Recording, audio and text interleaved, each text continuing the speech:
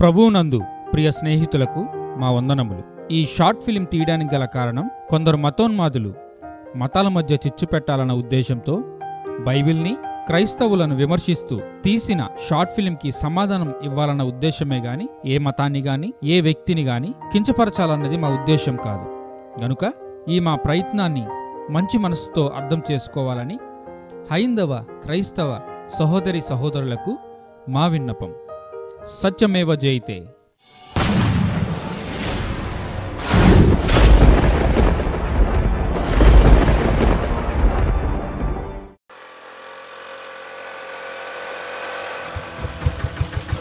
నా పేరు శవాల శక్తి కరుణ్ కుమార్.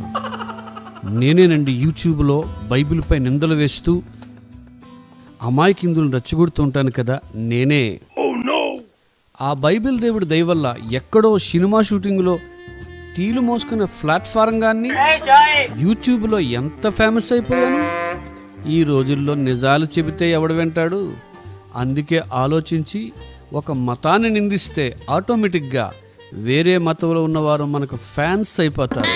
అదే ఫార్ములా ఉపయోగించా. వెర్రి జనం నేనేదో మతాన్ని ఉద్ధరించినట్లు అకౌంట్లో వేలుకు వేలు వేసేస్తున్నారు పిచ్చోళ్ళు. ఇదే అవకాశం. ధర్మరక్షణ పేరుతో కావలసినంత దోచేసుకోవాలి. అవును, యూట్యూబ్లో నేను అంత ఫేమస్ కదా, ఈ ఆటో నన్ను గుర్తుపట్టలేదా ఏంటి? ఒక పని చేద్దాం, మన వీడియో పెడదాం, అప్పుడు వాడికి తెలుస్తుంది మనం ఎవరో. ఒక్క వీడియో చూసాడంటే మన శవాల శక్తికి స్పాన్సర్ అయిపోతాడు.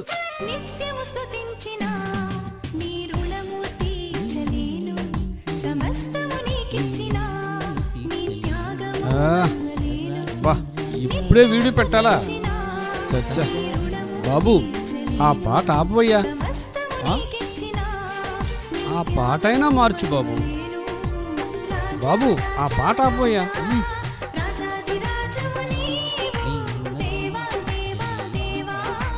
లేకపోతే ఆ పాట అయినా మార్చబోయ్యా. అబ్బబ్బబ్బబ్బబ్బా, ఎంత తొందరగా దిగిపోతుంది మంచిది. లేకపోతే వీడు పాటతో నన్నే మతం మార్చేసేలా ఉన్నాడు.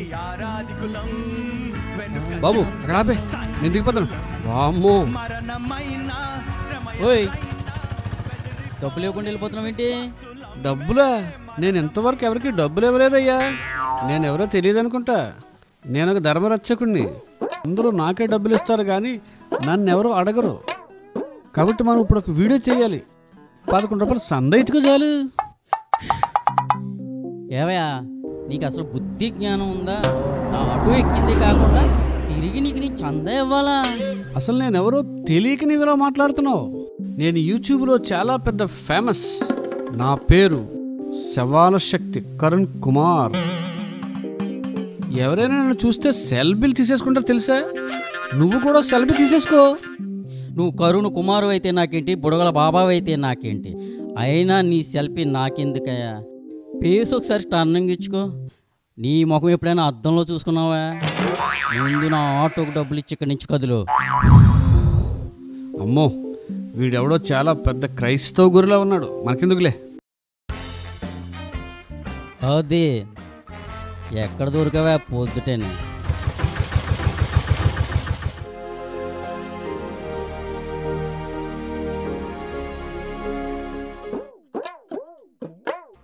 ఈ ఊర్లో మనకు ఎంతమంది ఫ్యాన్స్ ఉన్నారో చూద్దాం.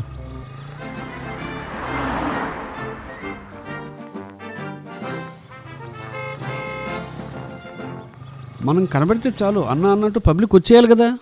అదిగో ఎవడో వస్తున్నాడు. జై శవాల శక్తి. నమస్తే సార్. పోవయ్యా, ఆ గుడి కట్టాలి ఈ గుడి కట్టాలంటే చందాలు కడుక్కునే వాళ్ళు ఎక్కువైపోయారు. మరీను కరమరా బాబు. వీడెవడో చాలా తెలివైనలో ఉన్నాడు. చూడగానే కనిపెట్టేశాడు మన సందాల బ్యాచ్ అని. అయ్యోయ్, ఏయ్, రోడ్డు గడ్డంగా నిలబడి పగడగలకంటున్నావా? తప్పుకో.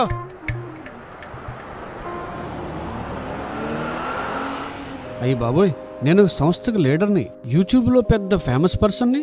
నన్నే గుద్ది చంపేసేటట్టున్నాడు రా బాబు. అయినా ఈరోజు మనకు వచ్చి రాలేదు. ఇక్కడి నుంచి వెళ్ళిపోదాం.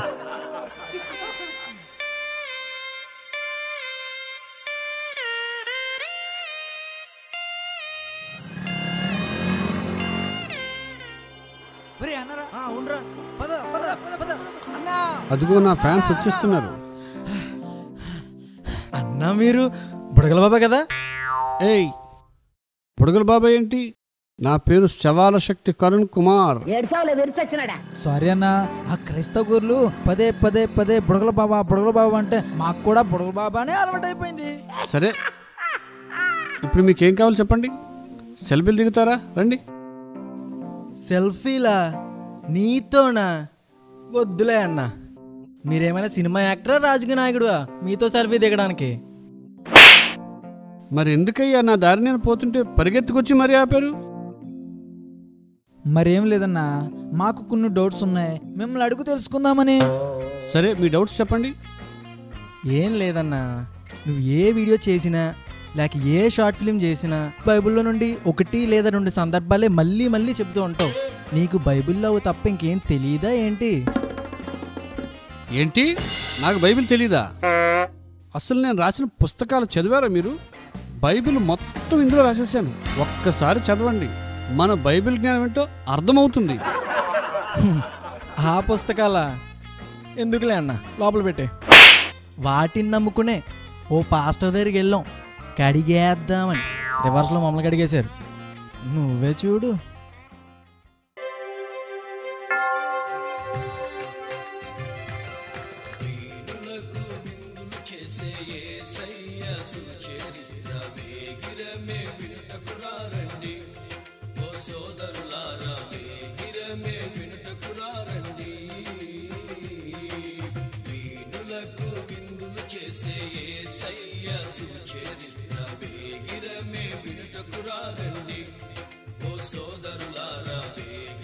ఏ పాస్టర్, ఏం చేస్తున్నావు?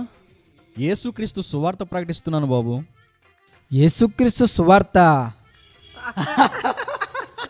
సరే గాని బైబిల్ నుంచి కొన్ని ప్రశ్నలు అడుగుతాను, సమాధానం చెప్పగలవా? చెబుతాను బాబు, అడగండి.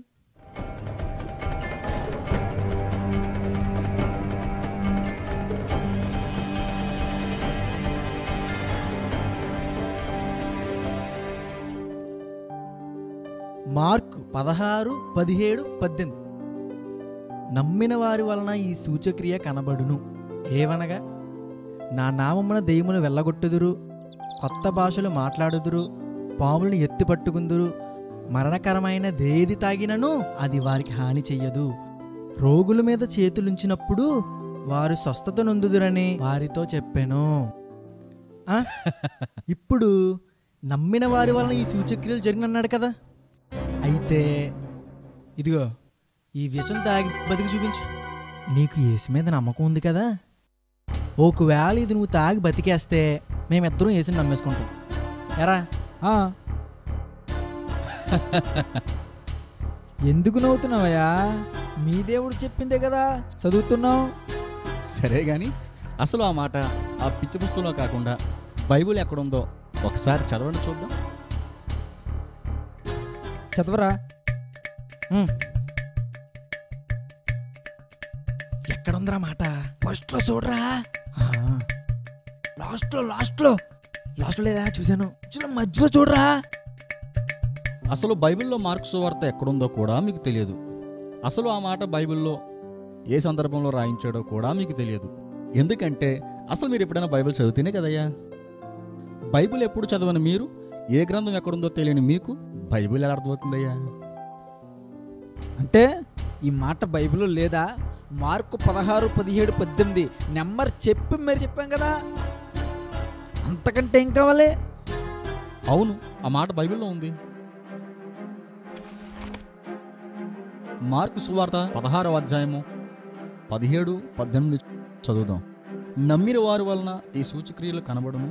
ఏవనగా, నా నామమున దయ్యములను వెళ్ళగొట్టుదురు, క్రొత్త భాషలు మాట్లాడుదురు, పాములను ఎత్తి పట్టుకొందురు, మరణకరమైనది ఏది త్రాగినను అది వారికి హాని చెయ్యదు, రోగుల మీద చేతులుంచినప్పుడు వారి స్వస్థత నొందుదురని వారితో చెప్పాను. అక్కడ దయ్యములు వెళ్ళగొట్టుదురంటే ఎవరికైనా దయ్యం పడితే వెళ్ళగొట్టాలని, దయ్యాలు మనమే తెచ్చుకొని వెళ్ళగొట్టాలని కాదు కదా.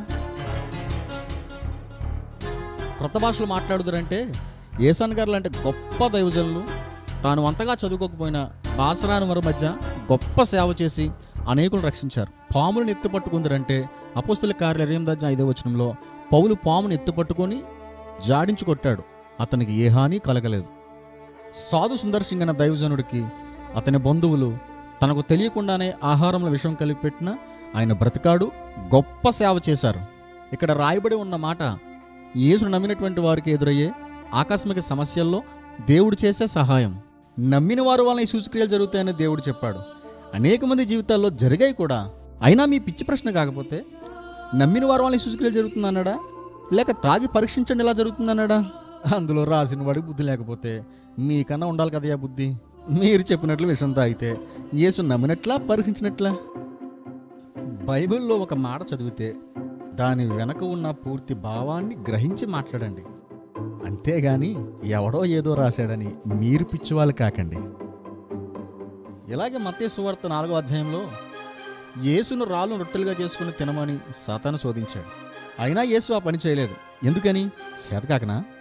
అరణ్యంలో తన ప్రజలకు ఆకాశం నుండి ఆహారం కురిపించిన దేవునికి రాళ్ళను రొట్టెలుగా మార్చుకోవడం చేత కాదు. అలా చేయడు. ఎందుకంటే వాడు శోధకుడు కనుక. మీరును వాడిలాగే శోధించాలని చూస్తున్నారు. దేవుని నమ్మితే అద్భుతాలు జరుగుతాయి, కానీ శోధిస్తే ఎలా జరుగుతాయి? సరే అలా అయితే ఏమడగలరా? ఏదో అడగరా బాబు. ఆగండి. లూకా 12:49-51-53. నేను భూమి మీద అగ్నివై వచ్చి తిని అది ఇదివరకే రగిలుకొని మండవల్లని ఎంతో కోరుచున్నాను. అయితే నేను పొందవలసిన బాప్తిజం ఉన్నది, అది నెరవేరు వరకు నేను ఎంత ఇబ్బంది పడుచున్నాను. నేను భూమి మీద సమాధానము కలుగజేయవచ్చి తినని తలంచుచున్నారా? కాదు, భేదమునే కలుగజేయవచ్చి తినని మీతో చెప్పుచున్నాను. ఇప్పటి నుండి ఒక ఇంటిలో 5 వేరుపడి ఇద్దరికి విరోధముగా ముగ్గురికి విరోధముగా 2 ఉండెదరు. తండ్రికి కుమారునికి, తల్లికి కుమార్తెకు, అత్తకు కోడలికి విరోధము పెట్టవచ్చి తిని. అంటే యేసు కుటుంబాలను విడదీయడానికి వచ్చాడా? మన కుటుంబాల్లో సమాధానం లేకుండా చేసేవాడు దేవుడు ఎలా అవుతాడు? ఎలా ఇచ్చాం? సరే గాని ఒక్క మాట సూటిగా చెప్పండి. మీరు చదివిన ఆ మాటల్లో పూర్తి అర్థం మీకు తెలుసా? తెలుసు. అర్థం కాకపోవడానికి ఏముంది ఇందులో? యేసు కుటుంబాలను విడదీస్తానన్నాడు, అంతేగా. అయితే మీరు చదివిన 50 యేసు నేను పొందబో బాప్తిసం ఉన్నది అన్నాడు. అయితే అప్పటికే యోహాను చేత యేసు బాప్తిసం పొందాడు కదా. మరి ఆయన పొందవలసిన బాప్తిసం ఏంటో చెప్పండి. ఆ మాటలు మీకు పూర్తిగా అర్థమైపోయినాయి కదా. మరి యేసు పొందవలసిన బాప్తిసం ఏంటో చెప్పండి. అది మాకెలా తెలుస్తుంది? అయినా మీరే చెప్పాలి కానీ మమ్మల్ని అడుగుతారేంటి? తెలియదు కదా. తెలియనప్పుడు అడిగి తెలుసుకోవాలి. అంతేగాని యేసు కుటుంబాలు విడదీయడానికి వచ్చాడని మీరెలా నిర్ణయిస్తారు? మీకు ఒక మాట అర్థమైతే మరో మాట అర్థం కాదు మీకు. మీరెలా వక్రీకరిస్తారు బైబిల్ని? యేసు పొందవలసిన బాప్తిసం అంటే ఆయన యొక్క మరణమే. బాప్తిస్మం అనగా చనిపోయి తిరిగి బ్రతకడం. యేసు లోకపాపముల కొరకు, మనుషులందరి పాపముల కొరకు తన ప్రాణం ఇవ్వాలని, మరణాన్ని జయించి తిరిగి లేవాలని కోరుకుంటున్నాడు. మనందరి క్షేమం కొరకు తన ప్రాణాన్ని ఇవ్వాలనుకున్న ఆయన మన కుటుంబాలను ఎందుకు విడదీస్తారయ్యా? భూమి మీద అగ్ని వేవచ్చుతుందంటే ఆత్మీయ ఉజ్జీవం పుట్టించాలని ఆయన యొక్క ఆశ. స్వతంత్ర పోరాటంలో మనోళ్ళు అనేకులు చనిపోయారు. 2 దేశాల మధ్య యుద్ధం జరిగితే సైనికులు అనేకులు చనిపోతారు. ఆ విషయం వారికి ముందే తెలిసినా ప్రాణాలకు తెగించి పోరాటం చేస్తారు. అలాగే యేసు ద్వారా సత్యంలో ఉన్నవారికి, ఆ కుటుంబంలో ఇంకా అసత్యంలో ఉన్నవారికి మధ్య విభేదాలు వస్తుంటాయి. యుద్ధంలో పోరాటం చేసి ప్రాణాలు పోయినా విజయం కొరకు ఎలా పోరాడతామో, ఆత్మీయ జీవితంలో నిత్య జీవం కొరకు కొన్ని కష్టాలను అనుభవించవలసి వస్తుందని ముందుగానే మనకు తెలియపరుస్తున్నాడు యేసు. తను నమ్ముకోవడంలో వచ్చే సుఖాలను కాదు, కష్టాలను కూడా దాచుకోకుండా ముందే చెబుతున్నాడంటే ఆయన ఎంత హితశక్తం కలిగిన వాడో ఒక్కసారి ఆలోచించండి. నేను యేసును అంగీకరించినప్పుడు నా కుటుంబం, నా బంధువులు నాతో వాదించారు, నన్ను దూరంగా ఉంచారు. అప్పుడు ఈ మాటలు చదివి ఎలా జరుగుతుందని యేసు ముందే చెప్పాడని ఈ మాటల ద్వారా ఆదరించబడ్డాను. కొంతకాలానికి నాకు దూరమైన నా కుటుంబం, నా బంధువులు సత్యాన్ని తెలుసుకొని మరలా నాకు దగ్గరయ్యారు. అది ప్రతి క్రైస్తవునికి, క్రైస్తవ కుటుంబానికి ఎదురయ్యే మొదటి సమస్య. ఆ సమస్యను ఎదిరించాలని యేసు ముందే మనకు తెలియపరుస్తున్నాడు. బైబిల్ చదివేటప్పుడు అక్షరాలను కాదు, దాని వెనక ఉన్న క్రీస్తు ప్రేమను అర్థం చేసుకోండి. సరేగానండి, మేము అడిగే ప్రతి ప్రశ్న కూడా ఆలోచించకుండానే సమాధానం చెప్పేస్తున్నారు. మీకు ఇవన్నీ ఎలా తెలిసింది? బైబిల్ని భక్తితో చదివే ప్రతి ఒక్కరు కూడా సమాధానం చెప్పగలరు. ఇలాంటి పిచ్చి పుస్తకాలు చదవడం మానేసి బైబిల్ చదవండి, అప్పుడు మీకు తెలుస్తుంది. ఏవయ్యా, ఎవరైనా సువార్త చేస్తున్నప్పుడు మీకు ఇష్టమైతే వినాలి, లేకపోతే మానేయాలి. అంతేగాని ఎదుటి మతాన్ని ప్రశ్నించడం ఏంటయ్యా మూర్ఖంగా? మీరు మీ దేవుణ్ణి రోడ్ల మీద ఊరేగించినప్పుడు ఎప్పుడైనా ఏ క్రైస్తవుడైనా మీ గ్రంథాల గురించి ప్రశ్నించాడా? మతాల మధ్య చిచ్చు పెట్టి గొడవలు రేపి వాడెవడో పిచ్చి పుస్తకాలు రాస్తే అవి పట్టుకొని మతోన్మాదంతో వీళ్ళు బయలుదేరడం. నాకు ఇష్టమైన మతాన్ని నేను నమ్ముకోవచ్చు, ఆ మతాన్ని ప్రకటించుకోవచ్చు అని భారత రాజ్యాంగమే నాకు స్వేచ్ఛ ఇచ్చినప్పుడు ఎదుట గ్రంథాలను ప్రశ్నించే అధికారం మీకెవడిచ్చాడయా? వాడు పుస్తకాలు రాసి వీడియోలు తీసి స్పాన్సర్ చేయండి అని వీళ్ళందరి దగ్గర అడుక్కుని లక్షలు సంపాదిస్తుంటే ఆ అడుక్కునోడు మాటలు విని మోసపోయి ఈ పనికిరాని పుస్తకాలు పట్టుకుని మీరంతా రోడ్ల మీద పడి పరువు పోగొట్టుకుంటున్నారు ఎందుకయ్యా? చిచ్చి. ఛ! ఈ పుస్తకాల్లో ఉన్న ప్రశ్నలకు సమాధానాలు ఎక్కడ దొరికితే పాస్టర్ గారు? ఆ పుస్తకంలో ఉన్న ప్రశ్నలకు సమాధానం కావాలంటే ఈ పుస్తకాలు చదవండి. అన్న క్రాంతికుమార్ అన్న రాసినటువంటి అసత్యాన్ని ఖండించే ఆత్మఖడ్గం, యేసు మహిమ స్వరూపం. మీకు కావలసిన ప్రతి ప్రశ్నకు ఇందులో డీటెయిల్గా సమాధానం దొరుకుతుంది.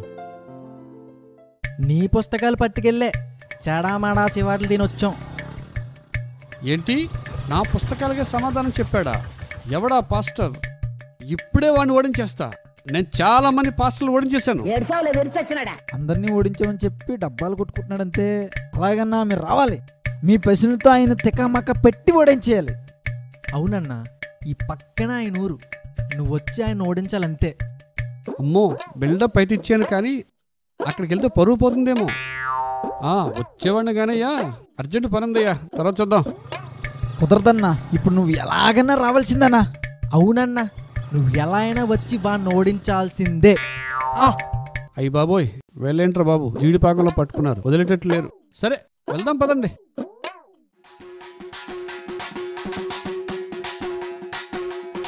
అన్నా వదలొద్దన్నా, అవునన్నా, వదలొద్దన్నా. మనం ఏంటో వాళ్ళకి తెలియాలన్నా. అంతే.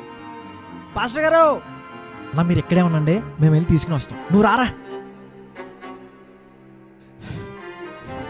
ఏంటి ఎలా వచ్చారు? నిన్న చెప్పడం కాదు సమాధానాలు, ఈరోజు చెప్పు.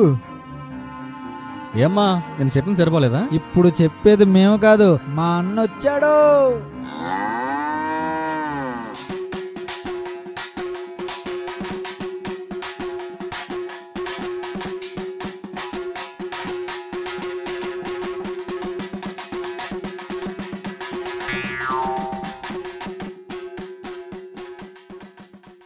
పాస్టర్ గారు, అన్నొచ్చాడు, ఇప్పుడు చెప్పండి.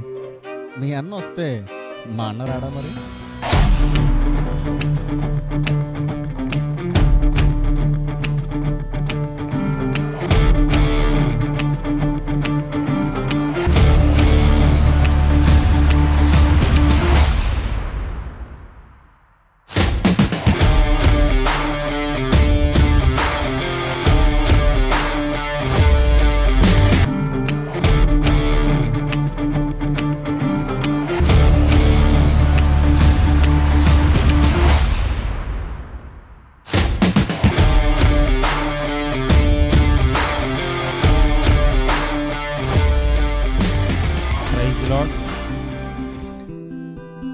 మీ పేరేంటయ్యా? బుడగల బాబా అండి. సారీ అన్న, సారీ అన్న. నా పేరు శవాల శక్తి కరుణ్ కుమార్. అదేంటి, మీరేమో ధర్మరక్షకులని ఊరు మీద పడ్డారు, మీ పేరేమో క్రైస్తవుల పేరులా ఉంది. మా నానమ్మ, మా అత్తయ్య ఆ మతంలోకి చాలా మంది వెళ్ళారులేండి. నా పేరు కూడా చర్చిలోనే పెట్టారండి. అంటే మీ పెద్దవాళ్ళు నిన్ను పెంచి కరుణకుమార్ అని దేవుని మందిరంలో పేరు పెడితే పాలు తాగిన రొమ్మునే తన్నినట్లుగా మతోన్మాదంతో మీ పితరులు నమ్మిన దేవుని మీదే తిరుగుబాటు చేస్తున్నావన్నమాట. ఎంత అన్యాయం! చిచ్చి! సరేలే, అసలు క్రైస్తవులపై నీ బాధ ఏంటి ఇప్పుడు? మతం మారిన వాళ్ళందరూ మనసు మారిపోయి మంచివాళ్ళు అయిపోతారంటగా, స్వాతిముత్యాలు అయిపోతారంటున్నారుగా. మరి వీళ్ళందరూ ఎందుకింత ఘోరంగా ఉన్నారు? బాలికపై పాస్టర్ అత్యాచారం, నన్పై 13 సార్లు బిషప్ రేప్, మోగ బాలికపై పాస్టర్ అఘాయిత్యం, వివాహితపై 5 ఫాదర్లు అత్యాచారం, ఇంకా ఉన్నాయి. కానీ మరి వీళ్ళందరూ క్రైస్తవులేగా, ఎందుకు మారలేదు వీళ్ళు? హిందువులుగా ఉన్నప్పుడు బాగానే ఉన్నారు, క్రైస్తవులకు వచ్చిన తర్వాత ఇలా అయిపోయారు. ఇదేనా మార్పు అంటే? ఇంకా చాలా ఉన్నాయి కానీ వీళ్ళందరూ క్రైస్తవులే కదా, ఎందుకు మారలేదు? ఏంటి, హిందువులుగా ఉన్నప్పుడు బాగానే ఉన్నారా? నువ్వు చూసావా? వాళ్ళు హిందువులుగా ఉన్నప్పుడు ఎలా ఉన్నారో నువ్వు నిరూపించగలవా? అయితే వాళ్ళ భాగవతం నేను చూపిస్తాను చూడు. బాలికపై పూజారి అత్యాచారం, మైనర్ బాలికపై పూజారి అత్యాచారం. భగవద్గీత నేర్పిస్తానంటూ పూజారి మైనర్ బాలికపై అత్యాచారం. అసీఫా కేసులో పూజారికి జీవిత ఖైదు. రేప్ కేసులో బాబా అరెస్ట్. భక్తురాలిపై ఫలహారం బాబా లైంగిక దాడి. బ్రహ్మజ్ఞానులకు రేపు పాపం కాదంట మీ ఆసారాం బాబా. దోష పరిహారం చేస్తానంటూ నగలు స్వాహా చేసిన బాబా.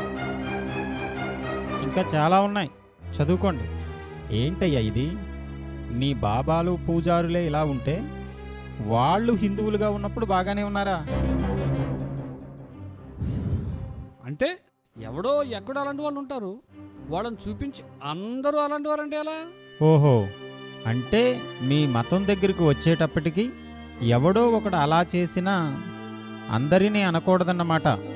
మరి ఇదే ఇంగిత జ్ఞానం మిగతా మతాల దగ్గరికి వచ్చేటప్పటికి ఏమైందయ్యా మీకు? మీ బైబిల్లో బూతులున్నాయి అంటావు, మరి మీ గ్రంథాల్లో ఉన్న భయంకరమైన బూతులు చూపిస్తే వాటిని అలా అర్థం చేసుకోకూడదు అంటావు. మరి అదే కామన్ సెన్స్ బైబిల్ దగ్గరికి వచ్చేటప్పటికి పనిచేయదా? చూడండి, మీరు బైబిల్లో ఎన్ని తప్పులు చూపిస్తున్నామని మీరు అనుకుంటున్నారో, మీ మత గ్రంథాలను గనక మేము తిరగేస్తే అంతకు మించి 100 రెట్లు చూపించగలం. కానీ మత సామరస్యత దెబ్బతినకూడదని బైబిల్పై మీరెన్ని నిందలు వేసినా ప్రతి క్రైస్తవుడు వాటిని భరిస్తూ మౌనంగా ఉన్నాడు. అది తెలుసుకోండి ముందు. అవునా? మతం మారకముందు తల్లి, తండ్రి, చెల్లి అనే బంధాలున్నాయి. కానీ మతం మారిన తర్వాత తండ్రికి అంత్యక్రియలు చేయని కొడుకు, మతం మారిన తర్వాత అన్నా చెల్లెళ్ళు, అన్నదమ్ముల మధ్య వివాదాలు, నిన్ను వలేని పొరుగువాన్ని ప్రేమించడం అంటే సొంత తండ్రికి తలకొరివి పెట్టకపోవడమా? అదే వీళ్ళు హిందువులుగా ఉన్నప్పుడు మాతృదేవోభవ, పితృదేవోభవ అని తల్లి తండ్రిని ప్రేమించారు. ఆహా, నువ్వు మరీ ఇంత కామెడీ చేస్తుంటే నాకు నవ్వొస్తుంది. ఏంటి, హిందువులుగా ఉండి మాతృదేవోభవ పితృదేవోభవ అన్నారా? అనడమేనా? నిజంగా అలా తల్లి తండ్రిని చూసారా? అలా నిజంగా చూసిన వారే అయితే మరి మన దేశంలో ఇన్ని వృద్ధాశ్రమాలు ఎందుకయ్యా?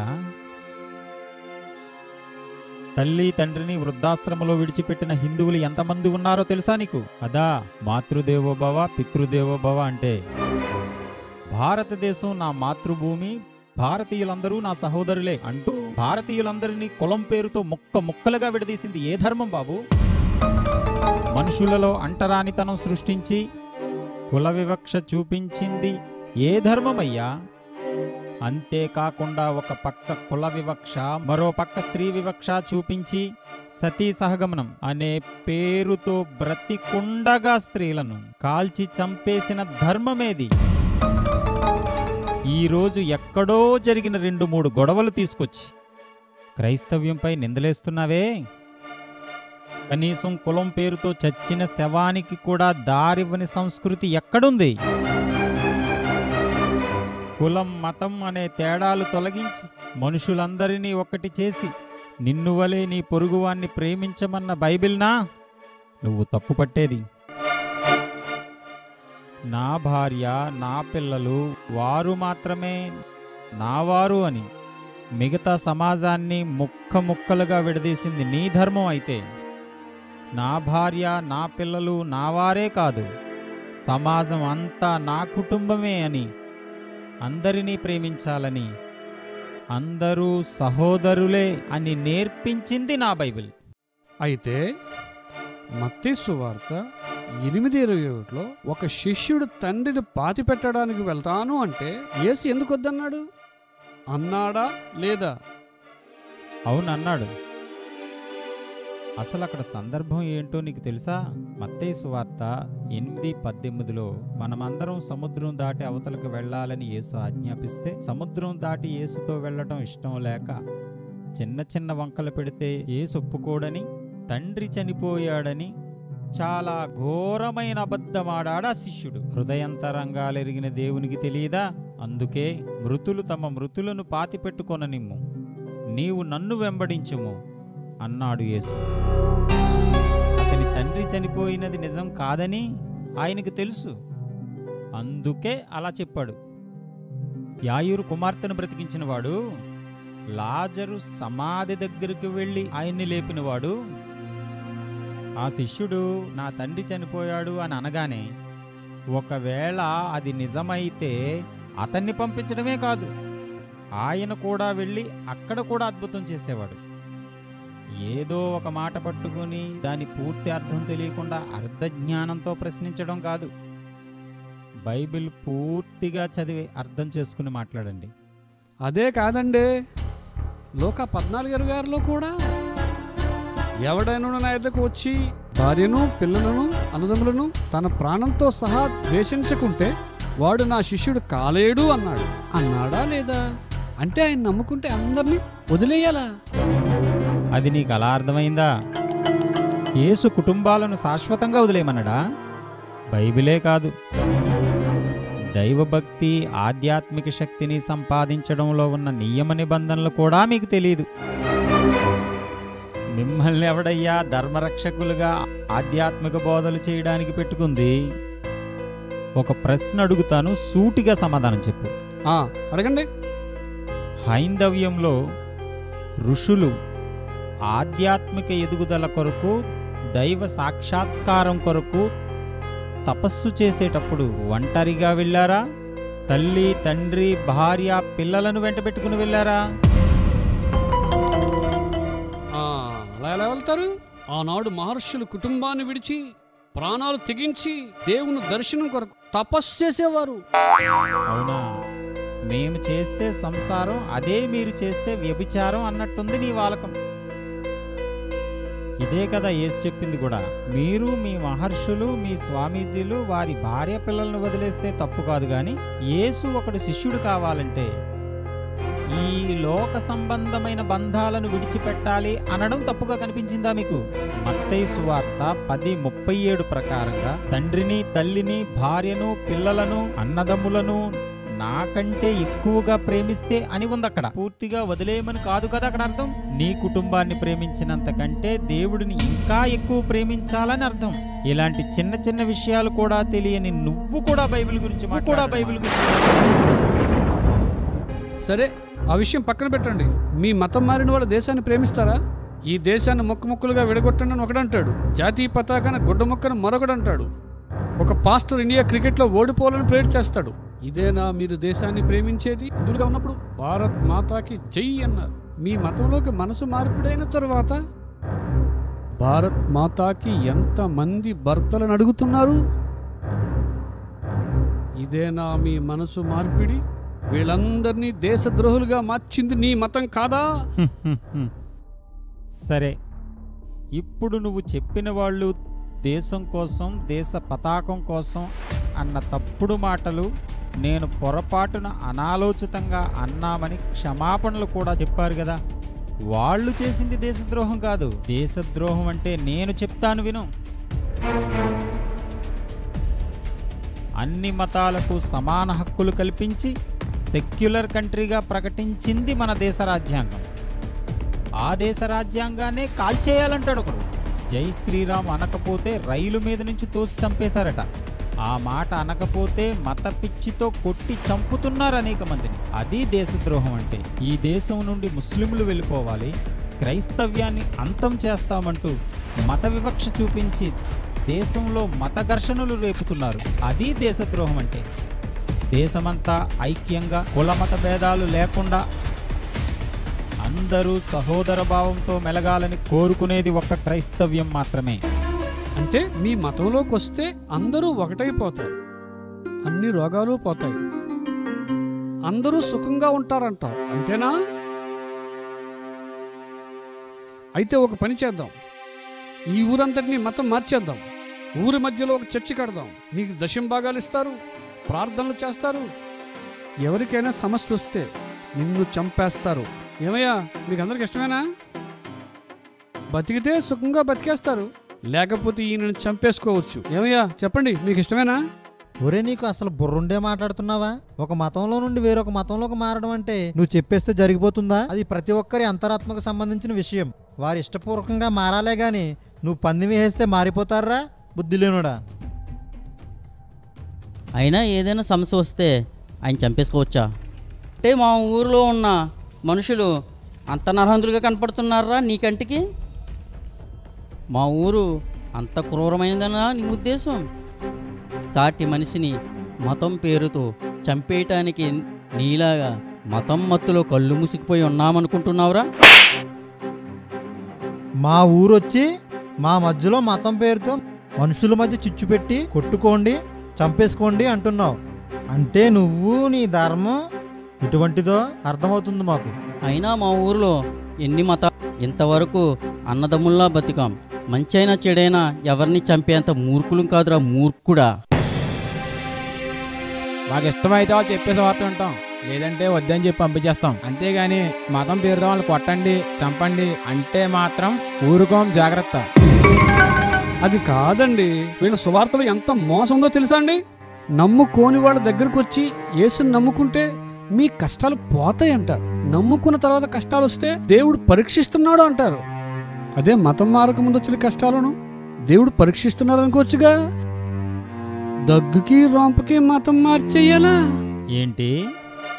దగ్గుకి రొంపకు కూడా మతం మార్చేస్తున్నారా? అంటే నీ దృష్టిలో జనమంత పిచ్చోళ్ళనా నీ ఉద్దేశం? దగ్గుకి రొంపకి చిన్న చిన్న సమస్యలకి ఎవ్వరూ మతం మారరు, ఎవ్వడూ మార్చలేడు కూడా. ఇక కష్టాలంటావా? అన్ని మతాల వారికి కష్టాలు వస్తాయి. అయితే ఒక హిందువుకి కష్టాలు వస్తే దాని ఫలితం ఏమిటి? ఆ వ్యక్తికి విడుదల ఉందా? దీనికి నీ గ్రంథాల్లో సమాధానం ఎక్కడ? క్రైస్తవులకి శ్రమలొస్తాయి, అయితే ఆ సమస్యలలో ఆ వ్యక్తికి విడుదల ఎలా ఉందో బైబిల్ చాలా స్పష్టంగా చెబుతుంది. మార్కు సువార్త 10:30లో ఇప్పుడు హింసలతో పాటు నూరంతలుగా ఇండ్లను, అన్నదమ్ములను, అక్క చెల్లెళ్లను, తల్లులను, పిల్లలను, భూములను రాబోవు లోకమందు నిత్య జీవమును పొందునని మీతో నిశ్చయముగా చెప్పుచున్నాను. అంటే ఈ భూమి మీద క్రైస్తవులకు కూడా శ్రమలు వస్తాయి, కానీ అవి తొలగిపోయి దీవెన, అంతేకాదు చనిపోయిన తరువాత నిత్యజీవం, దేవుని రాజ్యంలో శాశ్వత జీవితాన్ని ఇస్తానని అంటున్నాడు దేవుడిక్కడ. అసలు శ్రమలొస్తే ఏం జరుగుతుందో క్లారిటీ లేని మతంలో ఎవడుంటాడు? అందుకే అనేక మంది క్రైస్తవులుగా మారుతున్నారు. ఒక్క మాట సూటిగా అడుగుతున్నాను, చెప్పండి ఇప్పుడు, అసలు నీ మతంలో ఉన్నవారు చనిపోతే ఎక్కడికి వెళ్తారు? చెప్పండి, సూటిగా సుత్తి లేకుండా చెప్పండి. అంటే మా మతంలో చనిపోయిన వారు ఏ జంతువుగానో పక్షిగానో పుడతారు. తర్వాత అలా కొన్ని లక్షల జీవరాశుల జన్మలు ముగించిన తర్వాత అతని పాప పుణ్యాలను బట్టి మళ్ళీ మనిషిగా పుడతాడు. ఆ తర్వాత చనిపోయి యమధర్మరాజు దగ్గరికి వెళ్ళి అతని పాపపుణ్యాలను బట్టి నరకంలో శిక్షలు నియమింపబడతాయి. పుణ్యం చేసినవాడైతే స్వర్గానికి వెళ్తాడు. నీ ముక్కేదిరా అంటే గిరిగిరా తిరిగి చూపించాడంట ఎవడో. అలా ఉంది నీ వేదాంతం. ఎంత దారుణమయ్యా! మనిషి జీవితాన్ని ఎంత నీచంగా రాసేసుకున్నారు. ఒక్కసారి భూమి మీద పుట్టిన చేసిన పాపాలకు కుక్క జన్మ, పంది జన్మ, పురుగు జన్మ అని కొన్ని లక్షల జీవరాశులుగా పుట్టి చావాలా? అలా హింసించడమే కాకుండా మళ్ళీ పుట్టించి మళ్ళీ పాపాలు చేయించి యమధర్మరాజు దగ్గరికి తీసుకువెళ్ళి అక్కడ రంపాలతో కోయించి అగ్నిగుండంలో వేయించి నరకయాతన చూపిస్తారా?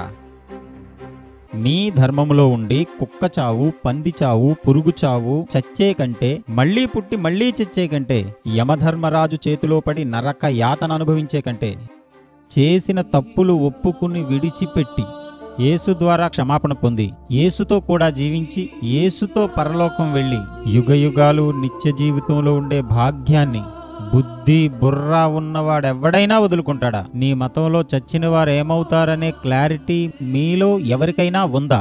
ఒకడు చచ్చి జంతువు అవుతాం అంటాడు, మరొకడు చచ్చి మరొక చోట పుడతాను అంటాడు, మరొకడు అంటాడు నరకంలో పడి కాల్తామండి అంటాడు, మరొకడు అంటాడు విచిత్రంగా స్వర్గానికి వెళ్ళి రంభా ఊర్వశి మేనకలతో డాన్స్ చేస్తానంటాడు. చిచ్చి, ఇక్కడ చేసిన రికార్డింగ్ డాన్స్ చాలలేదు, మళ్ళీ అక్కడికి వెళ్ళిన తర్వాత అదే పాప బ్రతుక. ధర్మం పేరుతో ప్రజలను ఎంత మోసం చేస్తున్నారో, మిమ్మల్ని మీరెంత మోసం చేసుకుంటున్నారో అసలు మీకు అర్థమవుతుందా? అంటే మీ మతమే గొప్పదంటారా? ఈ దేశంలో ఇచ్చిన మాట కోసం నిలబడ్డ సిబి చక్రవర్తి లాంటి వారు, సత్యం కోసం నిలబడే సత్య హరిశ్చంద్రుడు లాంటి వారు మా ధర్మంలో ఉన్నారు తెలుసా? అవును, ఈ దేశం కోసం సత్యం కోసం నిలబడిన వారు నీ ధర్మంలో ఉండవచ్చు. వారు పుట్టిన దేశం కోసం త్యాగం చేశారు. అవును, వాళ్ళు గొప్పవాళ్లే గాని తమది కాని దేశానికి వచ్చి తమ వారు కాకపోయినా కుష్ఠురోగుల పుండ్లు కడిగి మురికివాడలను బాగు చేసి ఎంతోమంది అనాథలను హక్కును చేర్చుకున్న మదర్ తెరిసా లాంటి వారు కూడా ఈ దేశానికి ఎంతో సేవ చేశారు. ఇతర దేశాల నుండి మన దేశానికి మిషనరీలుగా వచ్చి సతీ సహగమనం లాంటి మూఢాచారాలతో మగ్గిపోతున్న మన కొరకు పోరాడిన విలియం కేరీ లాంటి వారు మనవారు కాకపోయినా మన కోసం చేసిన సేవ ఎంత గొప్పది. సరే, యేసుని నమ్మితే పరలోకం, లేకపోతే నరకం అంటావు, అంతేనా? అవును. అయితే యేసుని నమ్మితే అంతవరకు చేసిన పాపాలు పోతాయా? యేసుని నమ్మి తమ పాపములు ఒప్పుకుని విడిచిపెట్టిన వాని ప్రతి పాపములు క్షమించబడతాయి. అలా అయితే క్రైస్తవుడైన తర్వాత పాపములు చేస్తే స్వర్గానికి వెళ్తారా, నరకానికి వెళ్తారా? అందుకే నీకు బుర్రలేదనేది. ఒక్కసారి పాపానికి పశ్చాత్తాపం చెందినవాడు ఖచ్చితంగా దేవుని భయంతో జీవిస్తాడు. ఒకవేళ పాపం చేశాడంటే వాడికి దేవుని భయం లేదు, అనగా వాడు యేసుని నమ్మలేనట్లే గనుక నరకానికే వెళ్తాడు. అంటే యేసు పాపం చేసిన వాడిని ఒక్కసారి కంటే ఎక్కువ రక్షించలేడు, అంతేనా? మారు మనసు పొందినవాడు తెలుసో తెలియకో చేసే ప్రతి పాపమును దేవుడు క్షమించగలడు. మీ అమ్మ చిన్నప్పుడు నీకు శుభ్రంగా స్నానం చేయించి ఇక బురద చేసుకోకు అంటే నువ్వు మళ్ళీ మళ్ళీ వెళ్ళి బురద చేసుకుంటే నిన్ను వదిలేయలేదు కదా. ఎన్నిసార్లైనా స్నానం చేయించి శుభ్రపరుస్తుంది. అలాగని నువ్వు మాటి మాటికి బురదలో దొల్లాలని ఆమె ఉద్దేశం కాదు కదా. అలాగే దేవుడు కూడా మన పాపములు క్షమించటం మాత్రమే కాదు, ఇక నువ్వు పాపం చేయకు అనే ఆజ్ఞ కూడా ఇచ్చాడు. యోహాను 5:14లో మరీ ఎక్కువ కీడు కలక్కుండునట్లు ఇంకనూ పాపము చేయకుడి అన్నాడు. అంటే దేవుడు ఎన్నిసార్లు అయినా మన పాపములు క్షమించడానికి సమర్థుడే. కానీ మనము పాపము చేయకుండా బ్రతకాలనేది ఆయన సంకల్పం. సరే, యేసు అమ్మమ్మ ఎవరు నమ్మింది? యేసునే నమ్మింది. అలా ఎలా కుదురుతుంది? యేసు పుట్టక ముందు నేను అడిగింది, ఆయన లేనప్పుడు ఆయనను ఎలా నమ్ముకుంటుంది? ఒక మనిషి పుట్టక ముందు ఉండకపోవచ్చు, కానీ యేసు దేవుడు. ఆయన భూమి మీద మనిషిగా పుట్టక మునుపు దేవుడుగా ఉన్నాడు. అందుకే ఆయన ఆది సంభూతుడని బైబిల్ చెప్పింది. కాలము పరిపూర్ణమైనప్పుడు దేవుడు తన కుమారుణ్ణి పంపెను అనగా ఒక చోట నుండి మరొక చోటకు వచ్చాడని అర్థం. పాపులను రక్షించుటకు క్రీస్తు యేసు లోకమునకు వచ్చెను అంటే ఒక చోట నుండి మరొక చోటకి వచ్చాడని అర్థం. అనగా ఆదాము మొదలుకొని క్రీస్తు భూమి మీదకి వచ్చే వరకు ఉన్నవారందరూ ఆయన వస్తాడు అని నమ్మారు, ఎదురు చూశారు. అనగా యేసు అమ్మమ్మ కూడా యేసు కోసం ఎదురు చూసింది, ఆయన్నే నమ్మింది. హెబ్రీ 11:24లో క్రీస్తు పూర్వం 1500 సంవత్సరాల క్రితమే మోషే అల్పకాల పాపభోగము అనుభవించుట కంటే క్రీస్తు నిమిత్తమైన నింద అనుభవించుట గొప్ప భాగ్యమని ఎంచుకున్నాడని వ్రాయబడింది. క్రీస్తు పూర్వం 1500 సంవత్సరాల క్రితం ఉన్న మోషే యేసుని నమ్ముకుంటే యేసు అమ్మమ్మ యేసుని నమ్ముకోవడంలో విచిత్రమేముంది? ఇంత చిన్న లాజిక్ కూడా తెలియని నువ్వు పుస్తకాలు రాసి వీడియోలు చేసి నీ బుర్రలేని లాజిక్కులతో జనాలను మోసం చేస్తూ ఉంటే నిన్ను ఫాలో అయ్యేవారు ఎంత వెర్రివాళ్ళో వాళ్ళను చూస్తేనే జాలేస్తుందయ్యా. నన్ను ఫాలో అయ్యేవాళ్ళు వెర్రివాళ్ళు కాదు పాస్టరో. మీ దగ్గర దశంభాగాలు సమర్పించుకుంటున్నారే వాళ్ళు వెర్రివాళ్ళు.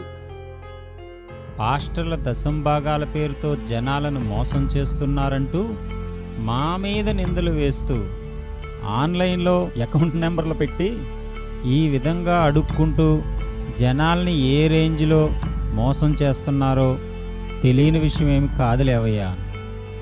ఏదో ఒక రోజున అందరూ అర్థం చేసుకుని మతాన్ని ఉద్ధరిస్తామంటూ మతం పేరుతో అడుక్కు తినే మిమ్మల్ని తరిమి కొట్టే రోజు తప్పకుండా వస్తుంది.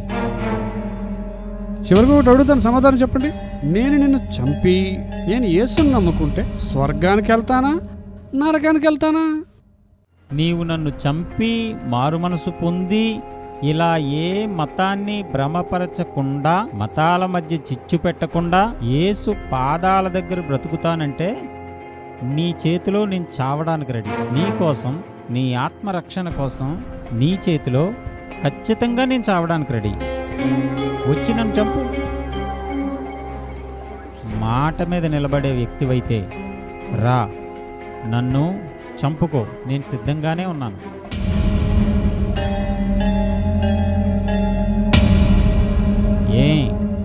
మాట్లాడవే? ఏదో మాట వరుసకున్నాను కానీ. ఆగండి, నేనే కాదు మీలాంటి మతోన్మాదులు మారతారు అంటే ఏ క్రైస్తవుడైనా ప్రాణం పెట్టడానికి సిద్ధంగా ఉన్నాడు. మీరు మీ మతాల ఉనికి కోసం మమ్మల్ని చంపుతాము అంటే మీ ఆత్మరక్షణ కోసం క్రైస్తవులు చావడానికి కూడా సిద్ధమే. మీ మతం కోసం అందరినీ చంపాలని మీ ధర్మం మీకు బోధిస్తే ఇతరుల రక్షణ కోసం ప్రాణమైనా పెట్టాలని నా మార్గం మాకు నేర్పించింది. రా, నన్ను చంపు.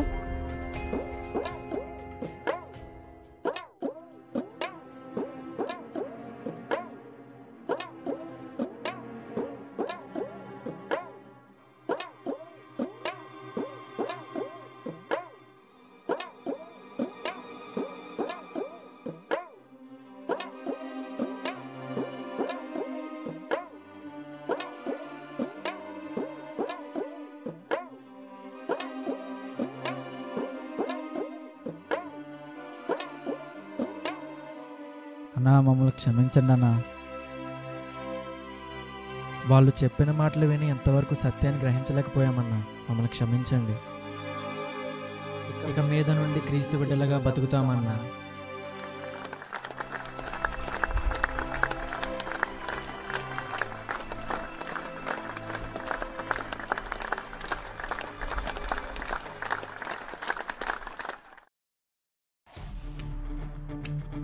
క్రైస్తవుడంటే అందరి క్షేమం కోరేవాడు.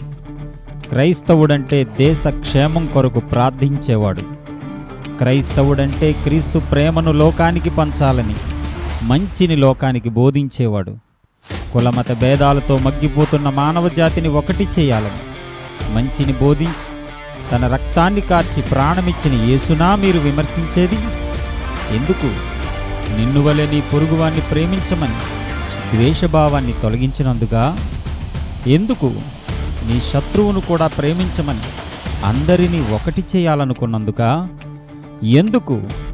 ఆకలిగొని ఉన్నవారికి ఆహారం పెట్టమని అందరి ఆకలి తీర్చినందుకా? ఎందుకు?